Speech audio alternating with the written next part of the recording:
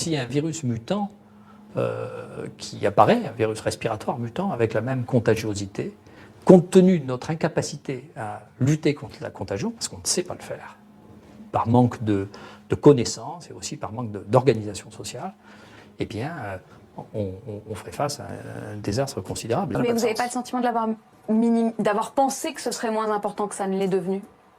Vous savez, je vous suggère de vous méfier. C'est seulement quand on aura les comptes qu'on saura. Et les comptes, on les verra bien. Je ne veux pas vous faire de peine, j'ai pas besoin de vous pour dire ce que j'ai à dire.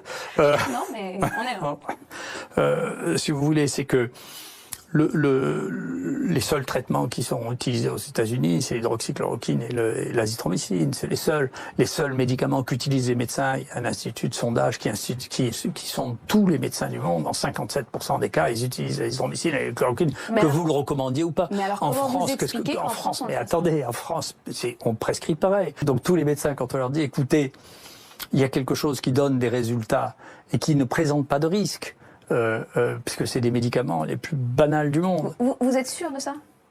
Non mais écoutez, vous rigolez. La chloroquine, l'hydroxychloroquine, c'est les médicaments les plus prescrits au monde après l'aspirine. Il s'est vendu en 2019 36 millions de comprimés de Plaquenil sans que personne n'y trouve rien à dire. Et là, on fait une communication tous les jours en disant que c'est un poison mortel, mais c'est qui on?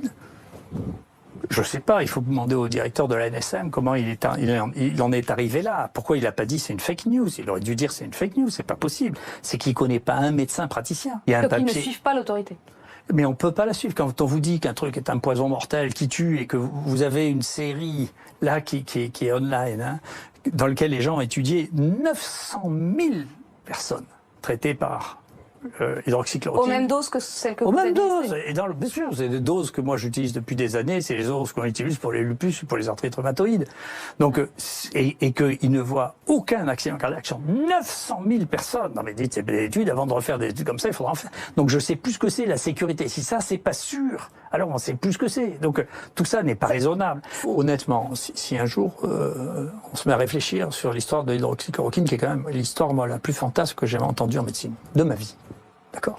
C'est un médicament qui existe depuis 80 ans, qui a été prescrit peut-être à un tiers de la population du monde, qui en France est vendu à 36 millions de pilules par an, et d'un coup, il y a toutes les autorités qui commencent à dire que c'est un truc épouvantable, criminel, qu'on va mourir tous d'arythmie cardiaque parce qu'on prend ce truc. C'est le truc le plus fantasque que j'ai jamais vu. J'ai jamais entendu parler d'un truc aussi fantasque que ça. C'est inouï. Inouï. C'est incroyable. Dans le livre, vous défendez les OGM, vous égratignez Darwin en affirmant qu'il a écrit un tissu de bêtises, vous doutez de la catastrophe climatique à venir. Vous pensez aussi que les combats féministes n'ont joué aucun rôle dans l'émancipation des femmes. J'ai lu ça entre autres. Alors, il nous reste quelques minutes. Le climat. Je ne crois pas, écrivez-vous, je ne crois pas aux prophéties apocalyptiques sur le réchauffement de la planète. Si vous me demandez si je suis sceptique, je vous répondrai oui. D'ailleurs, oui. Je suis étonné que ce soit devenu une insulte de dire à un scientifique qu'il est sceptique, franchement. Je ne suis pas croyant. Si j'étais croyant, je ferais autre chose. Donc, si vous voulez, je ne crois pas en la science, je la pratique, si vous voulez, mais les sciences sont évolutives. Donc, bien sûr, je suis sceptique pour ça. Je suis capable de changer d'avis. Tous ceux qui travaillent sur le réchauffement climatique, bien sûr, ils sont d'accord. Sinon, il faut autre chose. Mais si vous demandez aux géologues qui sont le plus proches de ça, ils sont férocement distants vis-à-vis de ça. Vous prenez les plus grands géologues français, ils ont tous pris des positions qui sont très très distantes. Est-ce qu'ils ont compétence en matière de climat? À côté du climat, la chose la plus importante pour l'archéologie du climat, c'est la géologie quand même. Hein. C'est quand même ce qu'il y a de plus compétent. Donc vous avez remarqué, mais il y a un changement de définition. Les gens ne parlent plus de réchauffement climatique, mais de changement climatique. Oui. Ce qui est lucide, parce qu'il y a une partie dans l'hémisphère sud qui refroidit très très rapidement. En particulier, la banquise antarctique augmente de taille. Ça, c'est pour ça que tout ça manque beaucoup de science. En réalité, les gens qui se prétendent scientifiques ne sont pas des scientifiques du tout. Il suffit de regarder leur épreuve de tri, bien pour comprendre. Moi, je suis un vrai scientifique. Et puis, en plus, je suis un épistémologiste, c'est-à-dire que j'étudie l'histoire des sciences. Et je fais des cours d'épistémologie depuis 25 ans. Sur 10 ans. Mais ça veut dire qu'il y a eu une épidémie en 2011. On sait très bien, il y a eu une épidémie en 2011. Les cas qui sont actuellement déclarés, je vais vous dire, parce qu'il y a des données moi, qui sont très précises sur ceux de la région PACA, il n'y a aucune chance que l'obligation vaccinale il change quoi que ce soit. Il y a eu 20 cas de rougeole. Vous savez pourquoi? C'est pas ce que disent vos collègues de l'INSEE. Non, mais vous savez pourquoi? Oui. Parce que sur les 20, il y en a 14 qui vivaient dans des camps de gens du voyage et qu'ils ne aucune vaccination. Oui. Enfin, Donc ces rougeoles-là, vous ne croyez pas que vous allez les arrêter? enfin c'est En pratique, ce qui se passe, je peux vous le dire, parce qu'effectivement, dans le mort qu'il y a eu cette année, il était à Marseille, c'est quelqu'un qui fait partie des gens du voyage. Il y a eu une épidémie dans un camp des gens du voyage, parce qu'aucun d'entre eux n'est vacciné, c'est vrai. Et vous ne les vaccinerez pas avec la vaccination obligatoire. la méningite. Bien sûr, je pense que le vaccin contre la poliomyélite est un vaccin qui est devenu inutile depuis très longtemps.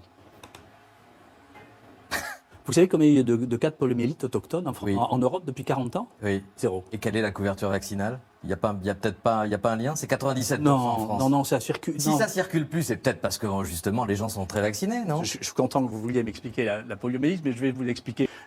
Une des raisons, donc la vaccination a joué un rôle, comme elle a joué un rôle, personne ne conteste qu'elle ait joué un rôle dans l'élimination de la variole. Le problème, c'est que pour rentrer dans le détail de la poliomyélite, puisque je vois qu'elle vous intéresse, il y a 3 virus de la poliomyélite. Il y en a un qui est considéré, le 1 est considéré comme étant complètement éradiqué par l'OMS.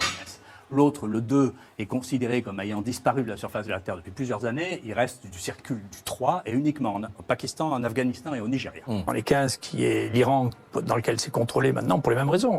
Ils ont distribué la chloroquine comme des malades, ils ont contrôlé la maladie. Ça vous rend pas dingue de voir que on a le traitement, enfin en tout cas à vos yeux le traitement il existe, il pourrait permettre moins de morts et on ne le fait pas? J'ai dit comment je traitais les gens. Encore une fois, si vous réalisez pas qu'il y a 57% des médecins du monde qui utilisent ce traitement, que c'est le seul qui est utilisé aux États-Unis, il paraît même, je sais pas si c'est sur votre télévision, là, que Agnès Buzyn a prescrit à un producteur de télévision, donc c'est quand même que j'ai une influence sur la prescription. Qu'en Chine, je sais pas, enfin, combien ils ont eu 5000 morts, si vous voulez, sur la population chinoise dans l'année. Vous les croyez? Ah oui, mais enfin, vous n'avez pas honte de vous poser ça comme question? Non, mais c'est une question qui s'est posée, y compris au sommet de l'État. On a entendu Emmanuel Macron qui s'est demandé, qui a dit qu'on ne savait pas forcément tout. Non, bon, c'est pas tout. Moi, je crois pas qu'ils mentent plus que les Français. Hein. Moi, j'ai été impressionné par l'organisation et la stratégie chinoise. L'IHU, ça m'a relancé pour la construction de l'IHU que j'avais proposé au ministre en 2003. Ça m'a relancé parce que j'ai eu le sentiment d'être sous-développé à côté de la Chine. Et l'IHU, ça représente à peu près 10% de l'hôpital de Shanghai, et moins bien équipé que c'était en 2005. D'accord? Donc on a beaucoup de retard sur ce qui est en train de passer en Extrême-Orient. Et qu'est-ce que vous avez fait? Et dans combien de temps ce sera derrière nous? Je ne fais pas de paris comme ça. Vous allez me demander de faire des prédictions, je vais vous dire 10 fois que je ne fais pas de prédictions. Donc ça va finir par devenir lassant. C'est pas d'une contagiosité extrême, d'une part, et que d'autre part, les mesures de sécurité qu'on a prises ici étaient efficaces, et qu'on sait, nous, traiter les maladies contagieuses, on sait le faire. Vous nous dites que le coronavirus n'est pas d'une contagiosité extrême, je reprends vos mots. Oui, tout à fait. Ouais. C'est-à-dire que pour chaque cas que vous avez, en période épidémique en particulier, vous avez entre 12 et 20 personnes qui vont être contaminées secondairement. D'accord. Là, ce qu'on connaît pour ce virus, ça se situe entre 2 et 2,5. D'accord. Donc c'est pas la même, du tout la même engeance. C'est une fantaisie, l'idée d'une seconde vague. Non, mais on peut tout imaginer, on peut avoir de l'imagination surtout, mais c'est de la science-fiction. Donc on peut penser ça, on peut penser le contraire. Moi, je veux pas avoir des opinions sur des choses. Vous n'avez pas d'opinion sur l'idée d'une seconde vague? J'ai l'opinion que si vous voulez des infections respiratoires dans lesquelles il y a des secondes vagues, il n'y en a pas. Donc je ne vois pas pourquoi il y en aurait pour celle-là.